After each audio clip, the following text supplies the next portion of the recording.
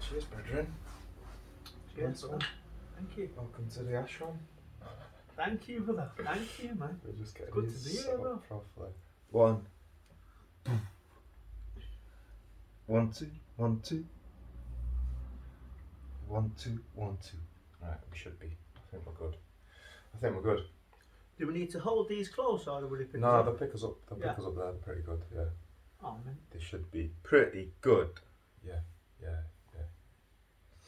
But we've got the audio on the camera as well, so we don't have to worry. Oh, sweet. If that doesn't, it's usually good. This is usually better though. That's why I record it on there. Okay, welcome to the Dealer to Healer podcast. Not done an episode for a little while. Loads of mad shit has been going on. I want to just quickly introduce you to my amazing friend Jake Wingsofbuddha. That's right, isn't it? Wingsofbuddha, Wingsofbuddha, yeah. Who's on the show today. We're going to be talking about his journey, his spiritual awakening, what he's up to now, the amazing things that he's doing in the community, the amazing stuff he's doing for the wellness industry in Manchester and globally actually, because it all has a ripple. So yeah, what's been happening? We've been doing lots of events. The retreats have been going amazing. The retreats have all been selling out. So if you want to get a weekend of transformation, of like remarkable transformation, like if you're fucked, you think, oh, I'm a bit fucked, come and get unfucked. We will unfuck you in 5 days or your money back. No, not all your money back, but we'll get you towards it. If you're not feeling any better, we'll think about giving you your money back. But it's just like with these retreats are just amazing to see the magic in people, and the transformation is ridiculous. Yeah, the book is still on Amazon, Audible. What's the other one? What's the fucking one where you read it? Audiobook. Not audiobook. What's it called? I don't know. It's your Kindle. It's available on Kindle, Amazon, audiobook, paperback. Everything's on there. We've got another Cacao teacher training coming up the end of November. We're at Holistic Festival next week. We've got our first cacao wedding. Me and Jake are having a little sneaky cacao today on the show. Cheers, brother. Blessing to the Cacao Goddess for bringing us all together for all the work that she's doing. Full Power Cacao, the brand, is going to be coming out the end of this month. So we've got our own cacao brand now, which is magnificent, and we can't wait to be putting that opening the hearts of the UK, opening the hearts of the nation with beautiful cacao, trying to switch everyone over from coffee to cacao, which is kind of like what I was told by the shaman in 2012. He was like, in 20 years, cacao will be the biggest like selling drink, morning pick me up in the world. Man. So hopefully we can be part of that revolution. I'm ready, bro. Yes, baby. Anyway, enough about all the stuff we've got going on. Let's get over to our amazing guest. This is Jake Wingsofbuddha. I met him actually on Cheltenham Water Park in the freezing cold in was it March, April, something like that? Yeah, bro. Breaking the ice to get into the lake and doing some cold water therapy. I'd heard lots about him, the events that he'd been putting on, but we just never met, had we? No. And then finally I got to meet him, and since then I've been to a couple of his events. He's been to a couple of our things. We've met at a few things, hung out, and it's been a pleasure getting to know you, mate, and feeling your vibration and all the great work you're doing. So yeah, how's it going? Thank you. Good, man. Likewise, bro. Likewise, I feel like we've had very similar journeys in ways, and when we've got into them deep chats, we've really connected on different stages of our journey, and we've been on similar experiences, so I think that's really brought us close together. Yeah, man, definitely. And seeing the kind of darkness that we've come from, and now stepping into this massive amounts of light that we're both bringing to the communities and people, you know what I mean? Yeah, man, 100%, bro. Yeah, absolutely blessed. Yes, mate. Blessed to be here, bro. Yeah. So just tell us what you do at the moment. We'll go back into the backstory. We'll talk a little about that, how the awakening happened, what it sort of, the things that came up where it was really difficult. But to start with, just what have you got going on at the moment? What's happening in your world? Yeah, so at the moment I'm doing holistic therapies, the Reiki, the cupping, the massage. It come from PTing. I was a PT from about 10 years ago. Got into doing events, and I've come back into the PT when I've come out of the events, feeling more drawn to working with people, closer to people. And so it's the holistic, the therapies that I do, mixed with the training, the mind, the body, the soul, the emotions, helping people on them aspects. And then also doing the sober raves, healthy events, community events, and working with kids now. I've been really drawn to kids the last 2 years. So I've started to go into schools now, and I've got 4 schools in Macclesfield, which I'm absolutely buzzing to go into in September and do some holistic work with them and some training. Oh, awesome. So yeah, that's what I've got going on at the moment, and I'm mixing it with a little bit of boxing as well. You know, a little bit of boxing. Boxing has always been my go-to sport. It's got me through a lot of hard times. Yeah. Has it got you into any as well? Yeah. Bit of both, mate. So was you doing the PT like before you kind of went into this spiritual world, or has the spiritual stuff always been part of you? It's always been there. Growing up, you know, I always loved watching magical mystery films. You know, as a kid, about, you know, witches and goblins and dragons. You know, and I used to be like, there's truth in this. When you're a kid, it's like there's truth in this. I feel it, and I love anything. I still do love anything like that now. You know, then into my teens, I just knew the world was a bit different. You know, I started to look at a few things within, say, that the illumin8te and governments and YouTube videos, and I just knew something wasn't right. You know, just something wasn't right with the world. And then when I got into my later teens, I started going out partying, you know, and some of the experiences that I had on some of the substances that were taken was like, I've gone to other places, and it showed me, you know, the reality about what's going on, in and out reality, you know, about energy. So when the more of the spiritual aspect would come through in my life and opportunities would arise, I'd shy away from them because I was scared. So I'd suppress them with the narcotics and the party, and I'd distract myself, and I didn't want to go into it at first. You know, and it took a few good nudges from the universe to be like, your time's up now. You've had your fun. It's time to go. It's time to get on the path and do what you've come here to do. You know. So how long? Let me just double check the camera. I just want to make sure it's off, because we can just cut that bit anyway. Yes, we're all good. I just always have that little check, you know, that you pressed it. We'll cut that bit out anyway. So so how long ago did that all start happening? Really, like the sort of, okay, they've been knocking on the door. They've been asking me to sort of make some positive changes. When did you start going, okay, yeah, I'm gonna start listening now to what some divine magic is telling me to do? How long ago was that? Probably about halfway through the nightclub stuff. Second half, I'd say. About 25, 26. I'm 33 now, so yeah, it's about 7-8 years ago. I just had this calling. I was doing events. It become a hobby at first. You know, once a month I started at Bijou, did a bit of like an upmarket house event with some of my friends from Leeds. I loved it, you know, and I had time for myself, you know, so just like once a month, it was nice. Then I started one at Suede, then it was every 2 weeks. So it was taking up a lot of time in my life. And then I got once at Avicii White, so I had 4 Saturdays, 2 Fridays. So my life was just literally club, go out, recover, go out, rest. Yeah, and then I got a little bit of a platform for what I was doing, you know, and I just had a bit of a calling for just to send positive messages out. So I just start writing positive statuses, you know, if you've been through this today, or you're feeling this way, you know, try this or this, and I just got this little positive thing going. So each day or every other day, you know, I just write a little positive thing, or something's happened this morning, this out, I go over it.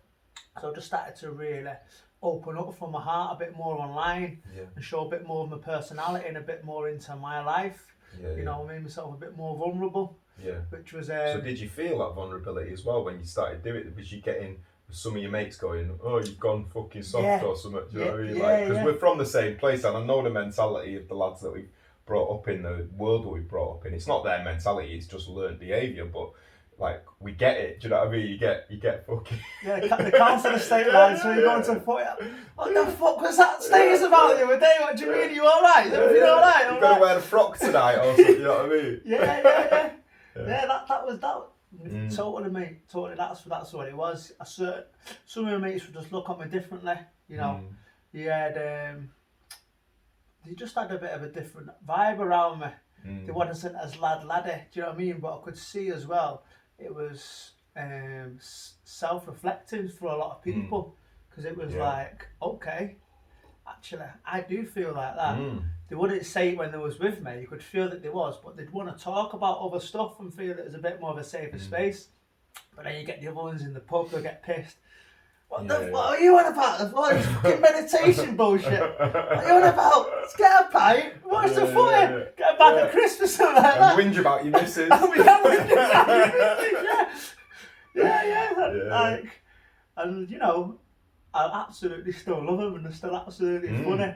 You know, I can have some right laughs with doing that. Do you know what I mean? I won't like indulge in it as much anymore, but I feel like that was kind of the swamp where I was brought up, and we're always connected to that, and I always loved them people. And it gives you the character that you've got to be able to, because the circles that we're both in now, you're connecting with people of all different walks of life, you know, rich people, poor, it's everything, do you know what I mean? It's almost like going to a 12-step on Alcoholics Anonymous meeting. There's people that, you know, really struggling with no money, and then there's fucking billionaire alcoholics. It's everything, so it gives you this ability to have, you know, to just be down to earth, to be grounded, to be connected to where we've come from, to then be able to, you know, it's like, yeah, this is where I'm from. It doesn't define me, but it's part of who I am, because you also get that, you know, some of the lads, who do you think you are now? Do you not remember where you're from? And it's like, that keeps you small. If I remembered who I was, and like, oh, I'm only supposed to work in a factory, or I'm only supposed to be a drug dealer, I'm only supposed to be a carpenter, it's like, that keeps me small. I'm supposed to be whatever I'm put on this planet to do. You're here to self-realise, and that, you know, whatever that may be, and that could be being a carpenter, the best carpenter that you can be, do you know what I mean? And you love that work. But to go, you know, remember where you're from, it's like, well, how do you measure that? When have I gone across the line? And actually, the thing is, as a person, is to not give a flying fuck what any of those people think, as long as you're coming in from your heart and you're doing what you feel brings you joy. Yes, we're like breaking that mould down, aren't we? We're breaking that armour down, what we've been brought up to wear, you know. And then when we decide to take this armour off and show a vulnerability, a softer side, which is actually a real strength, you know, that can it can shake a lot of people around us, you know, in good ways as well. Because a lot of people, it makes them contract. They contract because it's like, oh, you're not doing anything or telling them how to do anything. It's just by you doing something else. It's making them go, oh, but is this not good what I'm doing? And it's like, I'm not even saying that. It's all up to you to figure out. Do you know what I mean? It's like when you first stop drinking and you go into the pub and people are upset with you. Yeah. You're like, I'm just not drinking. But why? Why wouldn't you drink? You're in a pub. Why wouldn't you, like? Shall I leave? I can leave. So we've been brought up on this for generations. Like, how can you walk away from it? You know? How are you going to get a body like this? You don't keep drinking that. Totally, mate. Totally. It's you know, and then them stages, they're so beautiful. They are so beautiful when you look back, because a lot of the people now, what I'm realising of my older friends, you kind of become a pillar of light within your community, and then people slowly start to think, well, he looks happy, he's smiling. He looks 10 years younger than the rest of us. I'm gonna start taking. I'm gonna go home and try this meditation. You know, I'll put YouTube on and I'll sit there and try it. You know, and then I get people to come up to me a bit drunk, and someone said to me, this was about a year and a half ago now in a sauna. Some lad come up to me, he's like, this, and he says, don't tell me Mrs. right, but I've tried this meditation thing, you know. So it was that secret about it. I didn't want him to know. Almost like it was seeded. Like, yeah. Yeah, like he was doing something really wrong or really out there, but it's the conditioning of where we're from and what we seem to be right and popular and normal and cool thing to do. And it's beautiful to see how many people now are becoming open to this more way of life, this Eastern way, you know, and totally, man. This Western world in a way is suffocating us, in it, and a lot of us are breaking free and bringing these rituals and these healthy habits into society now, you know, such as yourself. And and especially because obviously, like, when our parents grew up, but probably the generation before them, everybody went to church. Everybody had this kind of like, you know, you've got to go to church, and it wasn't good. It was dogmatic. It was like controlled.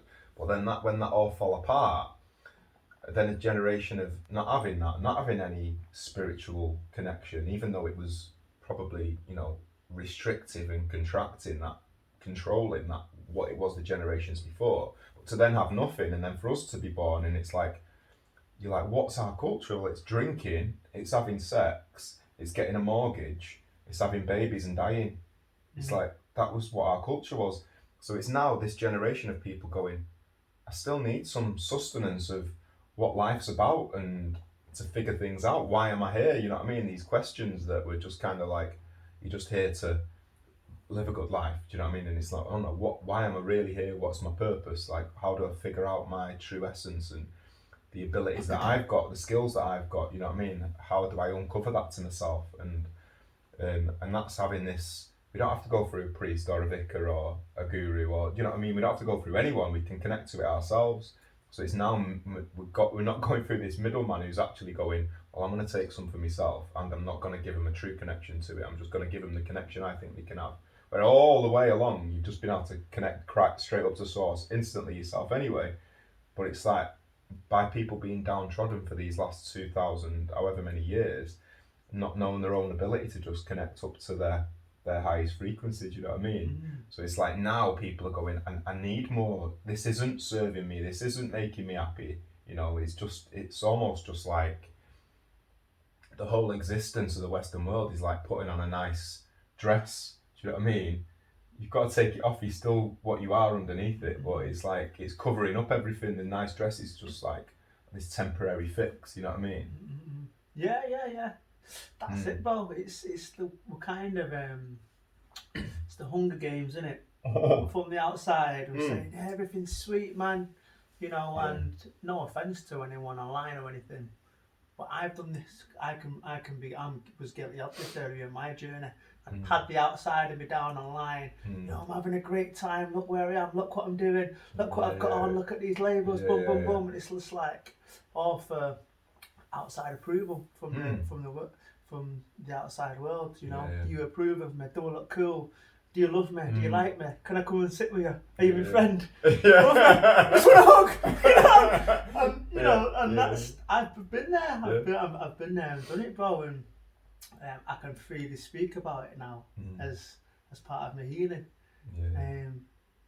And that was a significant part in my journey with the events, with doing stuff, with going out, and I'm just having that lifestyle where it's just go, party, rest, party.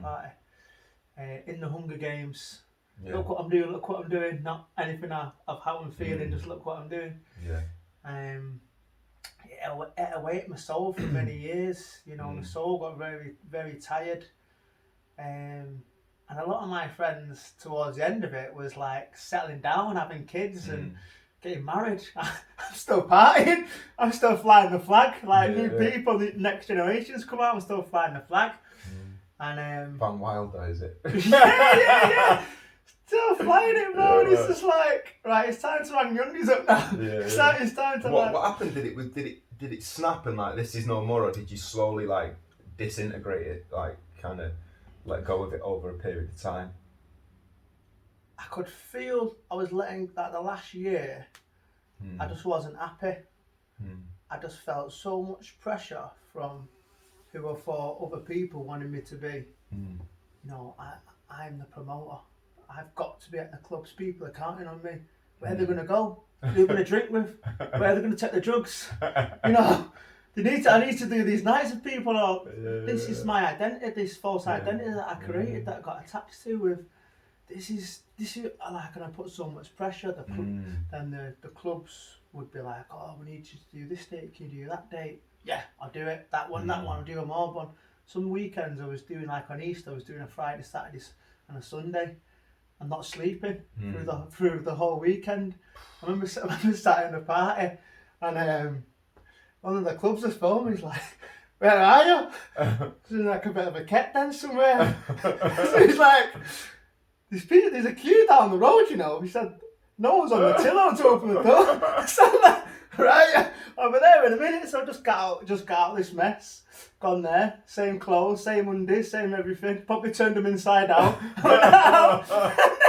Sorted the night out. And then just cracked on, and then Monday would come, and I'd just be like, just roll off, bro. Roll off. But don't get me wrong, I had some amazing times, met some amazing people, and I had some of the best experiences in my life. You know, but the come downs just got worse and worse. Yeah. Do you know what I mean? We still had a laugh. We still were on that positive vibe where you'd be doing mad stuff in parties, dressed up. Okay. Then we used to go to Leeds, and we used to go back to people's house parties, like girls who were dancers, and they just get this box of clothes out. But they'd be like people from like Moss Side and people like proper gangbangers who have just come out for the first time. We pulled them back to a party, and we're like, listen, if you're a man, you put girls' clothes on, and we go to the shop to get some beer. So they're like, yeah, yo, what's what you do, bro? Yeah, right. We're just like, right, have some of this, put these on, and we've got these massive black guys full of tattoos, like stuff into Rasta, like skin neckties, fishnets and that, you know. And it's like, and they're just like the defining moments where I just look back and you're howling, you're absolutely howling. So we're in the shop, but we're all in like character mode. So we've got these clothes on, but we're being deadly serious. Yeah. You know, someone has like a latex on. No one's gonna fuck with you when you're that big anyway, is it? Nah, they're speaking, these are loonies, or there's something really wrong with them. You know, I remember going past